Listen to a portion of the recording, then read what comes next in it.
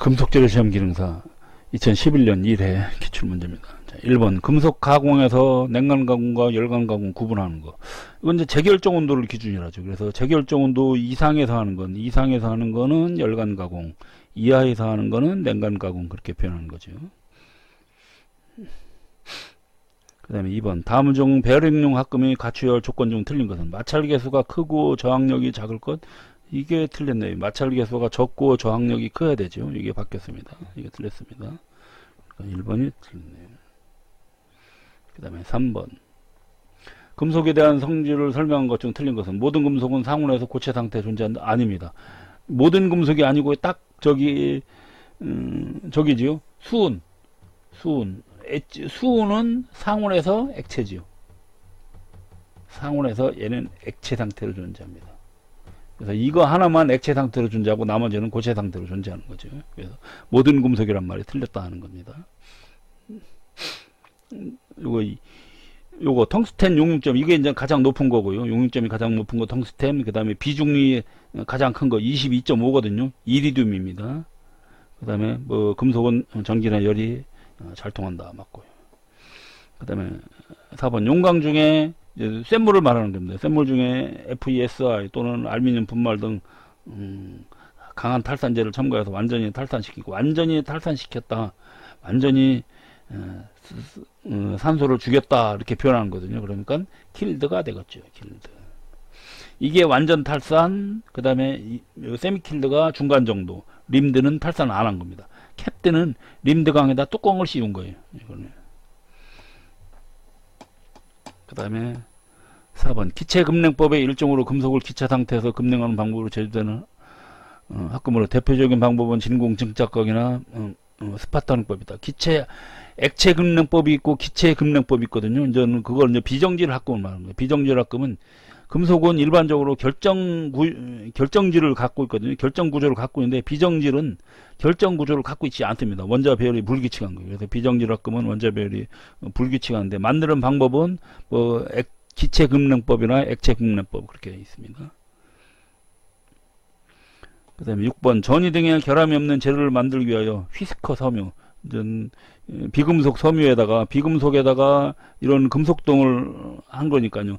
비금속과 금속을 같이 집어넣는 거니까는 복합재료인데, 자, 이거는 섬유로 들어간 거죠. 그러면 섬유 강화 이제 금속 복합재료가 되겠죠. 만약 입자로 들어갔으면 이제 입자 강화입니다.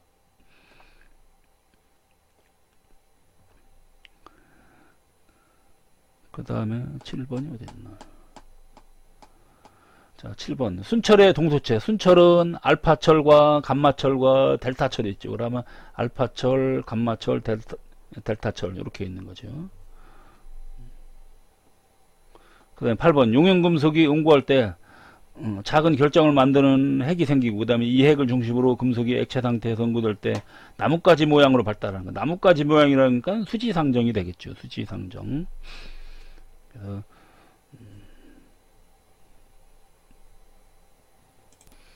그 다음에 9번 마그네슘 및 마그네슘 합금에 대한 설명으로 맞는 것은 마그네슘의 열전도율은 구리나 알루미늄보다 높다. 아닙니다. 틀렸습니다. 알루미늄이 더 높죠. 구리나 알루미늄이 더 높죠. 그 다음에 전기전도율이 높다. 이것도 틀렸고요. 대체적으로 구리나 알루미늄이 훨씬 더 열이나 전기는 마그네슘보다 잘 통하고요. 그 다음에 마그네슘 합금보다 알루미늄 합금의 비강도가 우수하다. 틀렸습니다. 마그네슘이 훨씬 더 비강도가 커요. 비강도란 얘기는 비중 대비 강도거든요. 비강도, 비중 대비. 얘가 비중이 가벼워요. 마그네슘이 가볍고 이것이 조금 더, 얘는 마그네슘이 1.74고 알루미늄은 2.7 정도거든요. 2.7이기 때문에 비중은 얘가 이쪽이 가벼운데 강도는 알루미늄보다 조금 떨어집니다. 조금 떨어지기 때문에, 그래서 강도를 비중으로 나눈 게 비강도 값이거든요. 그래서 비강도가 요기가 좀 더 큽니다. 그 다음에 마그네슘은 알칼리에는 잘 견디나 산이나 염소에는 침식이 된다. 맞습니다. 요거.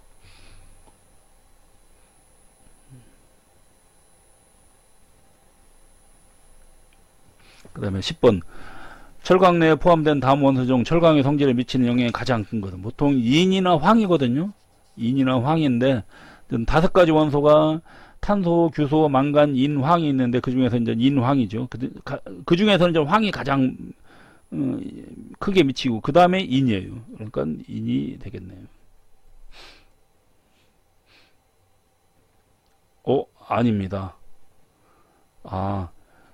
나쁜 영향을 미치는 것이 아니라 철강의 성질에 미치는 영향이네요. 철강의 성질에 미치는 거는 탄소가 가장 크죠.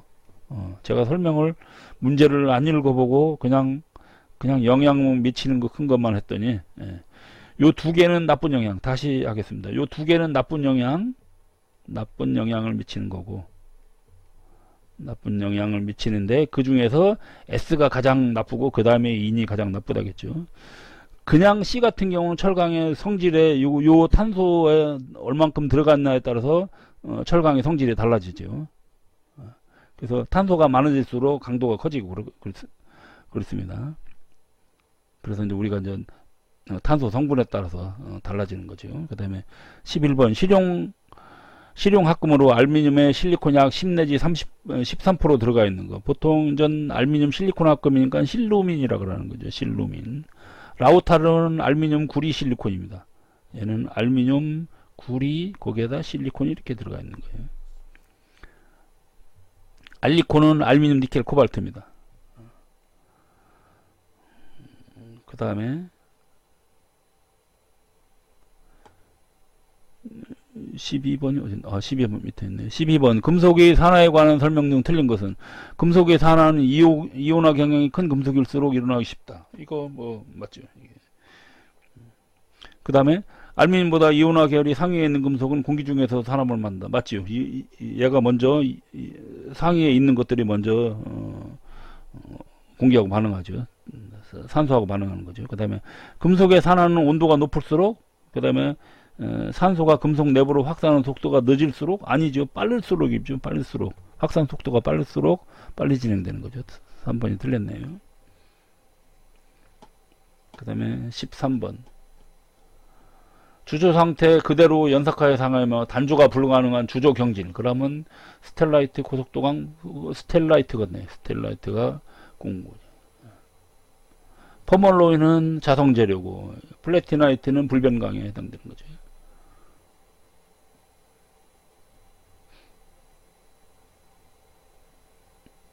그 다음에 14번 귀금속에 속하는 금순도가 주로 캐럿으로 표현하죠. 그래서 우리 이제 K로 표현하죠. 24K, 18K, 14K 이렇게 표현하는데 18K다 그러면 얼마인가? 순도가 24K가 순금입니다. 순금이란 얘기는 거의 99.9% 이상이거든요.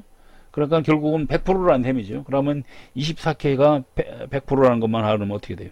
그럼 24 대 100이 18 대 얼마? 그러면 75% 이렇게 나오는 거죠. 그 다음에 15번 다음 중 SN을 함유하지 않은 청동은 주석이 들어가지 않는 거 납청동 이거는 주석청동에다 납이 들어가 있는 거. 인청동도 주석청동에 납이 들어가 있는 거. 니켈청동도 주석청동에 니켈이 들어가 있는 거. 알루미늄 청동은요 그냥 구리에다가 알루미늄이 들어가 있는 겁니다. SN이 들어가 있질 않아요. 그래서 이거는 그냥 구리 알루미늄 합금. 나머지는 전부 다 이거는 납청동 같은 경우 구리에다가 SN에다가 납이 들어가 있는 거. 인청동은 역시 구리 여기 SN에다가 그 다음에 인이 들어가 있는 거. 이거는 구리 SN 그 다음에 니켈이 이렇게 들어가 있는 거죠. 그 다음에 16번 치수를 기입할 때 주의사항 중 틀린 것은 치수 숫자는 선에 겹쳐서 기입한다. 겹치면 안 되죠. 선 위에다 기입해야 되는 거죠. 뭐 공정별로 나눠 기입한다. 그 다음에 치수성 교차등에 기입하지 말아야 한다. 맞고요. 가공할 때 기준을 할 곳이 있는 경우는 그곳을 기준으로 기입한다. 맞고요.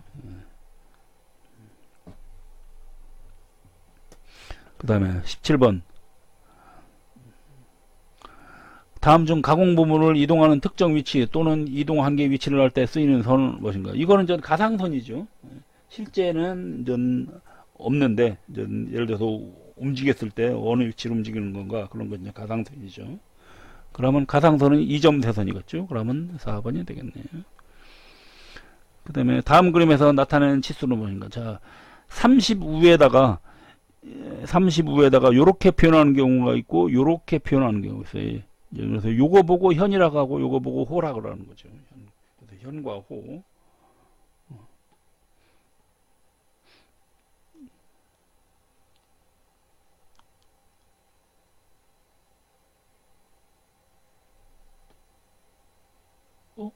잠깐만요. 제가 반대로 설명했나요? 잠시만요. 제가 한번 확인해 보겠습니다. 자, 설명은 맞는데 이 그림이 잘못됐네요. 지금 그림상으로 봐서는 이렇게 표현되는 거니까 이거는 지금 호가 맞거든요. 근데 요 위에 숫자는 또 현이로 돼 있어요. 그러면 요 숫자를 이렇게 고치겠습니다. 숫자가 이게 잘못됐어요. 숫자 위에 이렇게 표시했는데 그래 이렇게 표현돼요. 지금 요것처럼 표현되어 있어야 됩니다. 현은 30이라고 예를 들어 수치수는 반드시 거저 있으면 현 이렇게 그 다음에 호는 30하고 이렇게 표현하는 게 호입니다. 그래서 현 같은 경우는 그릴 때 현이다 그러면 이제 이렇게 그리시는 거예요. 제가 한번 현을 그려볼게요. 현은 이렇게 표현하는 겁니다. 여기서부터 이렇게 직선으로 이렇게 표현하고 그 다음에 숫자를 30 이렇게 쓰는 거죠. 그래서 요 그리는 방법이 틀린 거죠. 그래서 지금 이걸로 봐서는 저는 호입니다. 그럼 호가 맞는데 여기에 요걸 수정을 하겠습니다. 30 위에를 약간 이렇게 구부러진 거, 여기도 이렇게 구부러진 거고요. 그 다음에 여기는 반듯한 게 들어가는 겁니다. 현 여기가 구부러지는 거 이렇게 수정을 하겠습니다.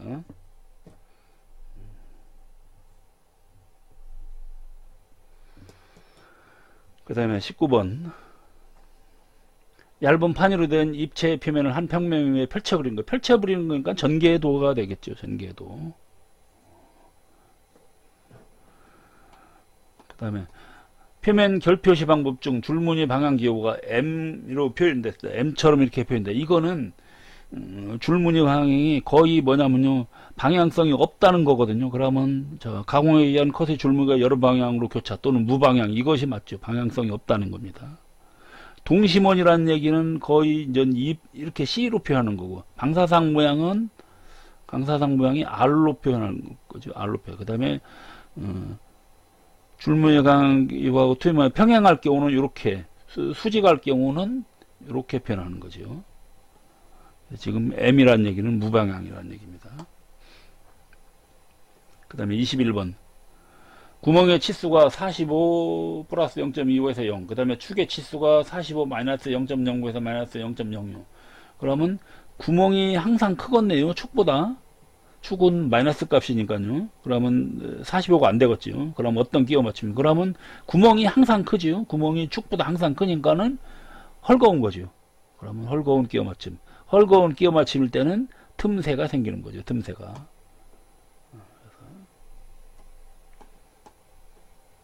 22번 다음 그림 같은 물체를 삼각법으로 옳게 그려진 거. 삼각법으로 그린다. 그러면 정면도를 하나 그리고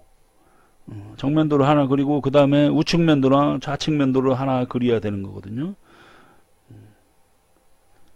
그러면 면이 요쪽하고 작으니까 이거하고는 아니겠네요. 그러면 지금 이거 같은 경우는 4번 같은 경우는요, 이렇게 그리면 안 됩니다. 요거는 4번은 그리려고 그러면 이렇게 그려야 돼. 이렇게 그리고 안쪽에는 이렇게 점점 이렇게 그려야 됩니다. 이게 틀렸습니다. 요게 3번이 맞네요. 그 다음에 23번 기계구조용 탄소 강제를 SM10C로 표현했다. 10C라는 얘기는 탄소 성분을 말하는 겁니다. 탄소 함유량. 그래서 SM 하면 기계구조용 탄소 강제, 탄소 함유량이 대략 한 10% 정도 들어가 있는 거다. 24번 CAD 시스템의 하드웨어 중 출력 장치. 그러면 뭐 플로터나 프린터 이런 것 등이 해당되는 거죠. 4번. 나머지는 입력 장치에 넣었네요. 그 다음에 25번 다음 물체를 삼각법으로 표현한 것이다. 자, 이쪽 방향이 전면도니까 정면도는 여기하고 이렇게 보이는 거죠. 그러면은 요 형태가 되죠. 요거는 틀렸고요. 이렇게 되는 건 틀렸고, 요 형태가 맞고요. 그 다음에 위에서 바라본 건 여기하고, 여기는 항상 다 보이는 거죠. 그러니까 요거 맞고, 그 다음에 우측도 봐요. 4번이 맞겠네요. 이렇게 안 보이는 건, 이렇게 잘려 있는 건 아닙니다. 그 다음에 도면의 척도에서 NS는 그 비례척이 아니라는 거죠. 그러니까 1대1이나 또는 뭐 2대1 또는 뭐 1대2 그런 비례를 하지 않는 거. 그러니까 요거죠. 비례척이 아니다. 45, 45, 90 또는 30, 60, 90. 그러니까 우리 보통 일반 삼각자 두 개죠. 삼각자 45도 삼각자하고 그다음에 30도, 60도 있는 요거 삼각자 갖고 나타낼 수 없는 각도는 자 15도는 45도에서 30도 빼면 되겠죠. 50도는 이거는 어떻게 할 수가 없습니다. 75도는 구현 가능해요. 이거는요 75도니까 90도에서 15도를 빼면 되겠죠. 15도가 구현 가능하니까요. 이거는 90도에서 15도를 더하면 되는 거죠. 15도가 구현 가능하니까요.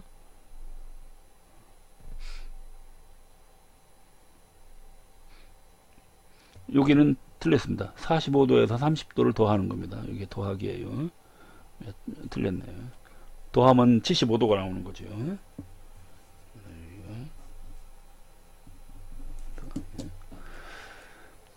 그래서 50도는 구현이 안 된다는 겁니다.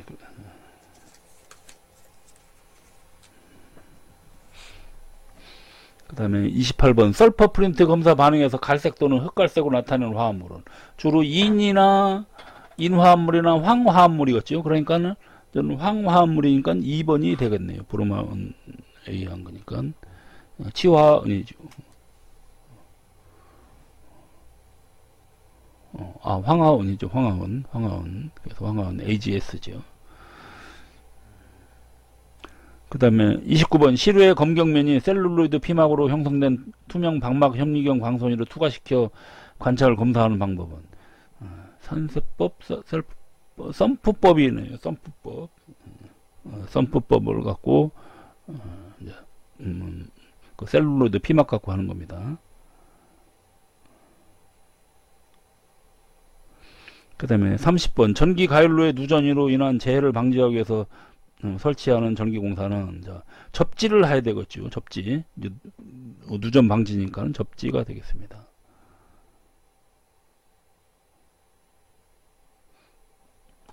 그 다음에 31번 만능시험기로 시험할 수 있는 만능시험기는 인장서부터 인장 압축 굽힘 또는 항절 시험 같은 거 그런 것 등을 할 수 있는 거죠. 또는 피로 시험이나 크리프 같은 것도 가능하고 경도 시험은 안 됩니다. 경도 시험 별도의 경도 시험기로 해야 되는 거죠. 그 다음에 32번 금속 판지 중에 입사시키는 초음파 파장을 연속적으로 바꿔주면서 2분의 1 파장 정수배가 판두께와 같게 될 때 입사파와 반사파가 정상파가 되는 것을 이용하여 판두께를 측정하는 것. 판두께를 측정하는 거니까 이거는 전 공진법에 해당되는 건데 공진법이 바로 이렇게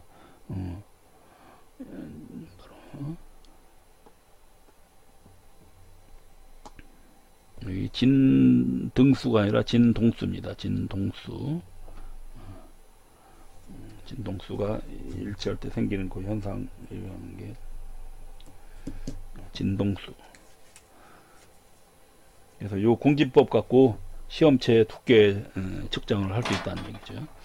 그 다음에 33번 금속 현미경 검사에서 부적당한 부식 상태에 대한 설명을 틀린 것은 배율에 관계없이 흑색 상태다. 적당한 부식 상태니까는 흑색이 아니라 흑색과 백색으로 나타나 이렇게 됐다는 얘기는요. 흑색으로 나타난 얘기는 과부식입니다. 이럴 때는 과부식이에요. 그러니까 배율에 가는 게 없이 이건 틀렸습니다. 그래서 저배율로 관찰할 때는 과급적이면 과부식으로 하는 거고 그다음에 고배율로 할 때는 너무 과부식하면 안 됩니다. 그다음에 우윳빛 유리와 같이 안개 끼는 상태, 부식 상태. 그다음에 고배율로 관찰할 때는 좀 부족한 듯 맞지요?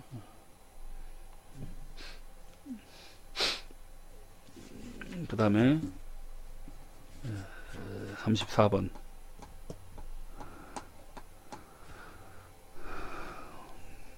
자, 베가드 법칙에 적용되는 고용체는 자, 베가드 법칙은 전 치환형 고용체거든요. 바로 그래서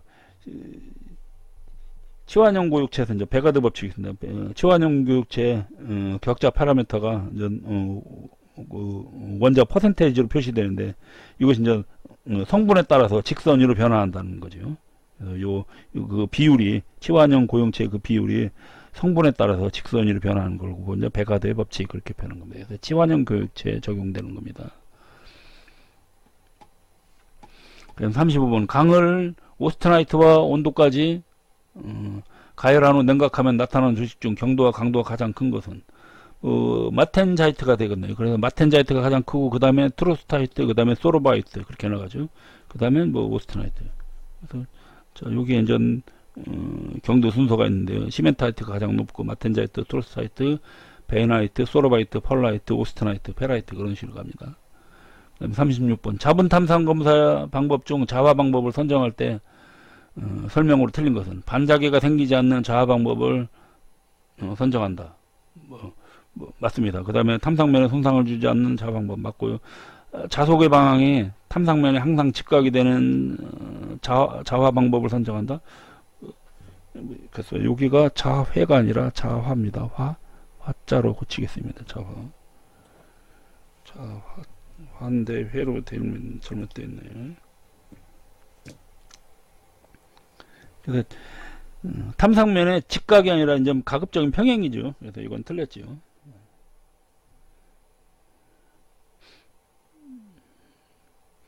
이제 요 직각은 자속의 방향은 평행이고 그 다음에 결함과 직각이 돼야죠. 결함과. 그러니까 요게 이제 그것이 틀렸습니다. 그래서 자속의 방향은 탐상면에 항상 평행하고 그 다음에 결함이 직각이 되게. 그 다음에 37번. 그 다음에 아까 요거 4번 읽어보면 복잡한 형상이 일어날 때는 국부적인 자방법 맞고요. 여기에 그 아까 얘기 있습니다. 그래서 자기의 방향은 평행이고 그 다음에 결함은 그러니까 흠은 직각이 되게 하는 거죠. 37번 경하는 곡선을 구하여 당금직성을 측정하는 시험법은 조민희 시험기죠. 조민희 시험법에 해당됩니다. 그래서 이거 갖고 경화 깊이를 아는 거고요. 헐셀 같은 경우는 이건 전 도금에 쓰이는 거고 그런 거죠. 그 다음에 시멘테이션법은 요거는 뭐 보통 아연도 강판에 많이 쓰이는 겁니다. 그 다음에 설퍼프린 듭 같은 거는 황이나 인의 편석 같은 거 알아보는 거고요. 그 다음에 38번 유관 또는 10배 이하의 확대경으로 관측하여 그러면 매크로 검사법이 되겠네요. 일단 그래서 유관 10배를 하다 그러면 매크로 검사법이죠. 그래서 저배율로 보는 거죠. 금속 현미경은 아준전 현미경으로 보통 50배 이상, 전자현미경은 전자를 이용하는 거죠. 그러니까 매크로 조직 검사가 되겠습니다. 그 다음에 39번 용재 제거성 염색 침투 탐상 검사를 할 때 순서로 올바른 것은 자 용재 제거성은요 우선 보통 VCS라고 이렇게 표현하는 거예요. 그러니까 항상 전처리가 먼저 해야 돼요. 전처리를 먼저 하고 그 다음에 기본적으로 침투 제거 현상입니다. 기본이 침투 제거 현상이거든요. 그러면 침투 제거 현상 요거가 되겠네요. 2번이 되겠네요. 그리고 이제 관찰하고 후처리. 그래서 침투 제거 현상은 이거는 어디서고 다 똑같습니다. 침투 제거 현상은 요 순서인데 뭐 중간에 요런 것이 좀 앞에 요게 좀 달라지면은 요 순서는 변함없는데 중간에 들어가는 처리가 좀 이제 있습니다. 근데 용재 제거성은 가장 기본적인 형태예요. 전처리, 침투, 제거 현상 이렇게 나가는 거죠.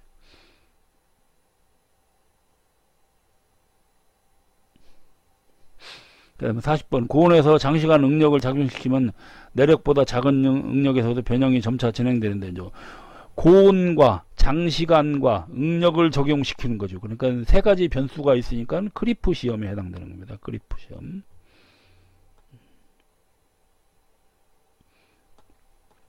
그 다음에 니켈 크롬강은 뜨임 온도에서 선행하면 뜨임 매짐이 생기기 쉽다. 이러한 뜨임 매짐성을 확인하기 위한 시험 방법은 자 매짐성을 시험하는 거니까 충격을 하겠죠. 충격 시험으로 하는 거죠. 그래서 충격 시험으로 인성의 반대가 매짐성이니까 매짐 또는 취성이라는 거죠. 취성. 그래서 이런 걸 아는 것이 충격 시험이죠.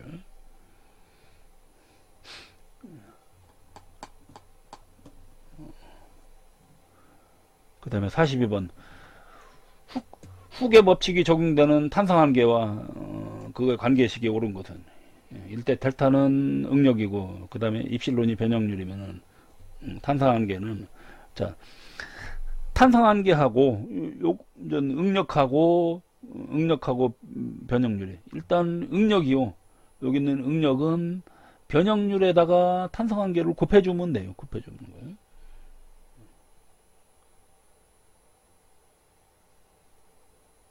그러면 맞는 것은 응력을 변형률로 그러면 2번이 맞네요. 응력은 이거에다가 이렇게 곱하는 거니까요. 탄성한계에다가 이걸 곱하는 거니까 그러면 이게 맞네요. 2번이.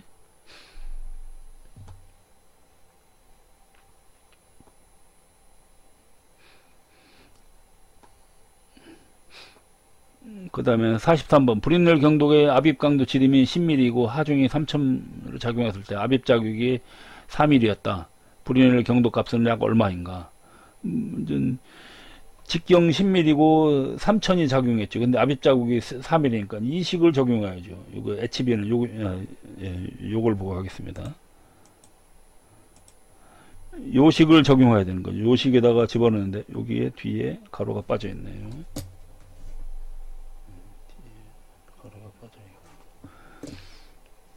여기도 이제 가로가 빠져 있죠. 그래서 이때 파이는 3.14고 이 P가 3000이고요. P가 3000. 그 다음에 라지 D가 이것이 이제 압입 직경이니까요. 10mm. 그 다음에 요 스몰 D가 그 압입 자국 기칠이니까 이게 4mm죠. 그래서 이렇게 집어넣으면 2 곱하기 3000에 파이 10 이렇게 하니까 228 이렇게 나옵니다. 약 대략 이렇게 나오는 거죠. 그 다음에 44. 다음 중 하중 작용 시간을 고려하지 않아도 되는 경도 시험의 기호로 오릅니다. 하중 작용 시간을 고려하지 않는 거.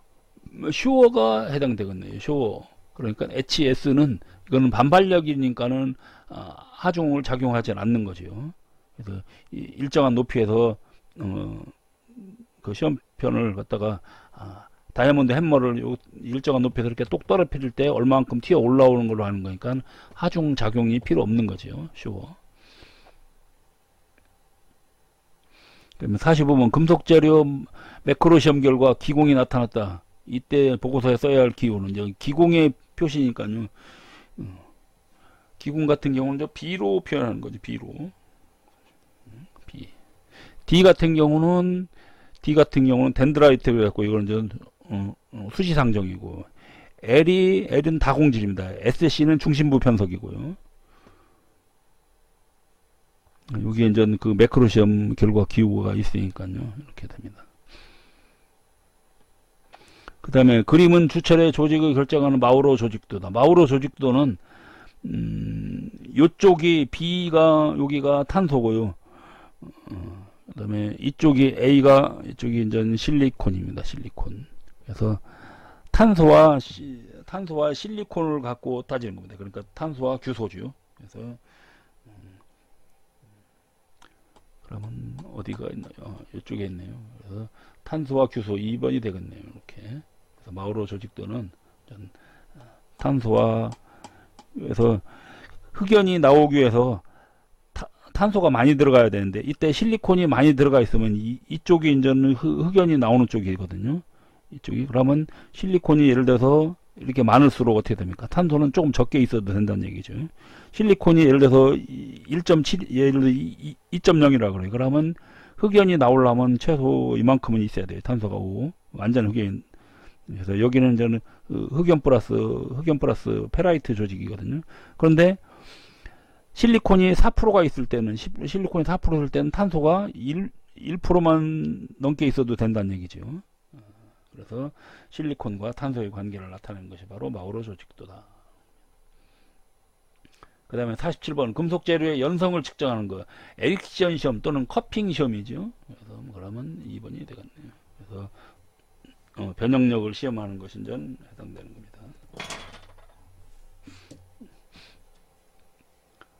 그 다음에 48번 조직량 측정 시험에 관한 설명령 틀린 것은 면적 측정법을 점산법이라고 한다. 점산법이 아니죠. 점산법이 이거는 이제 면적은 보통 중량법 그렇게 표현하죠. 점산법이 아닙니다. 이게 틀렸습니다. 이거 면적은 중량법 그렇게 표현합니다. 1번이 틀렸네요.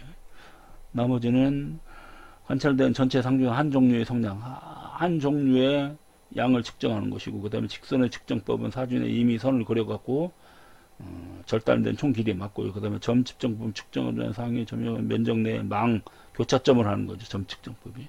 그래서 면적으로 하는 거니까 이건 전 중량법입니다. 자, 여기에 설명이 돼 있죠. 이렇게 면적 측정.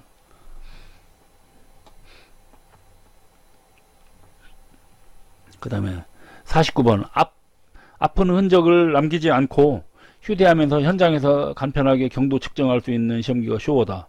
반발력이 이거는 거죠. 이 경도계 중에서 해마 낙하거리가 253mm로 요구하는 목측형, 눈이로 관측하는 거거든요. 그래서 목측형은 C형과 SS형이 있습니다. 그러면 C형이 있네요. 종류가 C형, D형, SS형이 있거든요. D형 같은 경우는 이게 지시계가 달려 있습니다. 그래서 얘는 지시형이라고 하는 거고, 얘는 목측으로 읽어야 되는 거, 눈으로 읽어야 되는 겁니다. 그래서 C형은 C형과 SS형이 있다는 거죠. 그래서 여기에 낙하 높이와 그 다음에 종류가 세 가지가. 그 다음에 50번 방사선의 종류에 따라서 분류하는 방사선 투과검사의 종류가 아닌 것은 X선 투과검사, 감마선 투과검사, 중성자 투과검사, 자외선. 자외선으로는 하질 않죠. 자외선은 없습니다. 이런 건. 그 다음에 51번 액체 침투 탐상 시험법에 대한 설명으로 틀린 것은 금속, 비금속 재료 모두 적용 가능하다. 맞습니다. 그 다음에 결합 모양을 눈으로 직접 확인할 수가 있다. 맞고요. 그 다음에 표면 결합뿐이 아니라 기공까지도 검출할 수가 있다. 기공은 내부 기공은 검출이 안 됩니다. 기공은. 그래서 이거는 표면 결합만 가능한 거예요. 그러나 이런 건 안 되는 겁니다. 그러니까 틀렸죠. 그 다음에 52번. 자, 응력 변형률 선도에서 항복점이 가장 잘 나타나는 거 연강입니다. 연강을 하면은 상부 항복점, 하부 항복점 이런 것이 아주 잘 나타납니다. 그래서 연강하면 보통 탄소가 한 0.25% 정도 들어가는 거죠. SM 뭐 25C나 15C 같은 걸 말하는 겁니다. SM 15C 같은 거, 25C 이런 것 등이 연강이에요. 그 다음에 비틀림 시험에서 전단 응력입니다. 진단이 아니라 전단 응력인데 여기가 지금 진단이 잘못되어 있네요. 전단 응력입니다. 이게 또 전단. 자르고 지나가는 거죠. 이렇게 재료를 한쪽을 고정시키고 이렇게 비트는 겁니다. 그러면 이쪽으로 이렇게 틀어지면서 전단 응력이 발생하는 거거든요. 진단 응력이 아닙니다. 전단 응력. 그래서 그거 관계를 구하려고 할 때 중공시험편의 표점거리 L과 그 다음에 외경 D와의 관계식으로 옳은 것은 보통 전 10에 직경하고는 10배입니다. 거리가. 그래서 10이니까 요거 15는 아니에요. 10이고 그 다음에 이제 T 요 이제 중공부라는 얘기는 그냥 이제 이런 시편을 말하는 겁니다. 파이프로 된 시편을 말하는 거예요. 파이프로 된 시편을 이렇게 비틀림 시험 할 때거든요. 그래서 이때 T가 요게 이제 살두께 T가 해당되는 거죠. 그래서 이거는 대략 한 요 정도를 하는 거죠. 8분의 1에서 요렇게 요 정도 합니다. 그래서 요것이 맞습니다.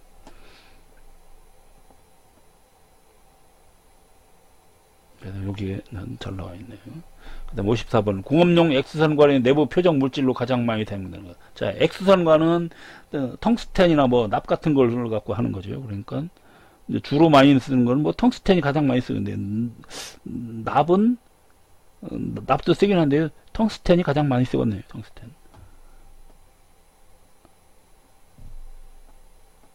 그 다음에 55번 현미경으로 강의 비금속 개재물을 시험한 후 그 판정 결과가 보기와 같이 표시되었을 때 숫자 400이 의미하는 것은 숫자 D60하고 400 이렇게 돼 있거든요. D60이라는 얘기는 요게 이제 C야수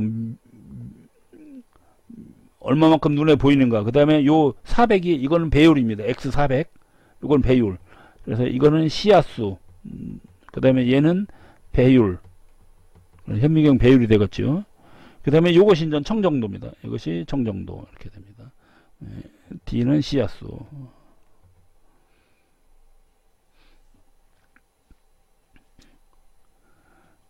그 다음에 과공석강을 오스트나이트화 한 후 을입니다.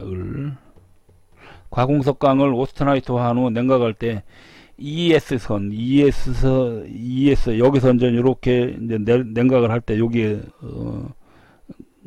달 때 나타난 조직. 그러면 요 조직을 말하는 거죠. 그러면 요거 보고 여기가 감마고 여기가 FE3C죠. 그러니까 여기는 감마 플러스 FE3C인 조직인데 이거 보고 레드뷰라이트 그렇게 표현하는 거죠. 근데 이제 레드뷰라이트인데 사실은 여기는 이쪽 영역인데요. 우선은 이렇게 표현하지를 않습니다. 왜 그러냐면요. 요 레드뷰라이트는 주철에서 나타나요. 주철에서 나타나고 강에서는 이렇게 나타나지 않습니다. 강에서는 요 감마가 우선 뭘로 나타나요? FE3C가 나오는 거죠. FE3C가 먼저 나와요. 주철에서만 요의 공정형으로 이렇게 나오고 그 다음에 강에서는 여기서 감마가 그냥 FE3C가 먼저 나오고 그 다음에 이 감마가 나중에 알파 플러스 FE3C 이렇게 바뀌는 거죠. 즉 이렇게 되는 겁니다.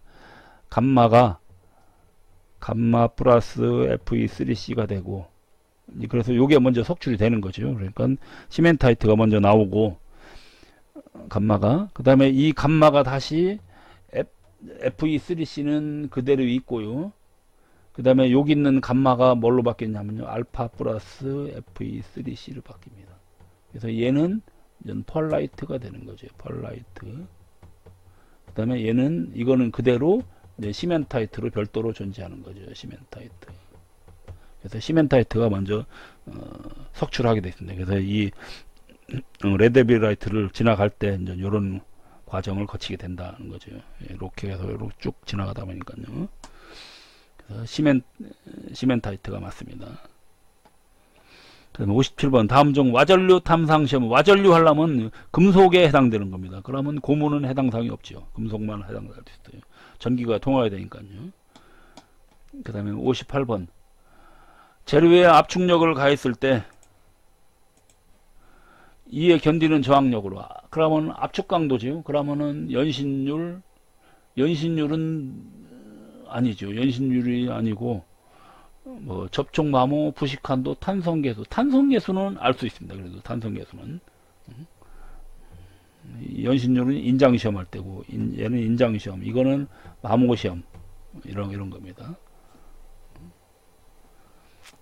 그 다음에 59번 금속 조직 시험실에서 자, 부식액을 취급하다 부주의로 피부에 묻었을 때 가장 적합한 조치 방법은 알코올과 시아나수용액을 씻어낸다? 아닙니다. 붉은 식초산으로 씻어낸다? 아니고 진한 아모니아산수 아니고요. 흐르는 물로 씻어야 됩니다. 흐르는 물로. 그 다음에 60번 다음 중 오스트나이트 입도 시험 방법이 아닌 것은 비교법, 절단법, 평접법 있죠. 평균법이라고는 있질 않죠. 비교법 FGC, 그 다음에 절단법 FGI, 평접법 FGP 그렇게 표현하는 거죠. 그래서 이렇게 세 가지 이렇게 있는 거예요.